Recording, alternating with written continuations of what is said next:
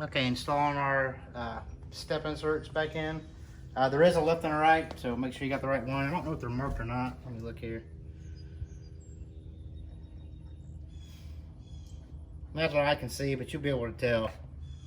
So, I mean, this can be a quick video. We're just gonna snap this back in and then make sure our tabs down here on the bottom go in correctly. It should just snap right in.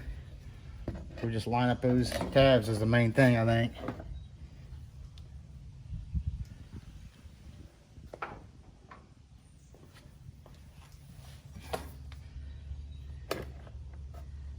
Those two are lined up. It should just snap right in.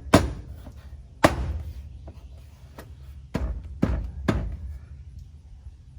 think that got them.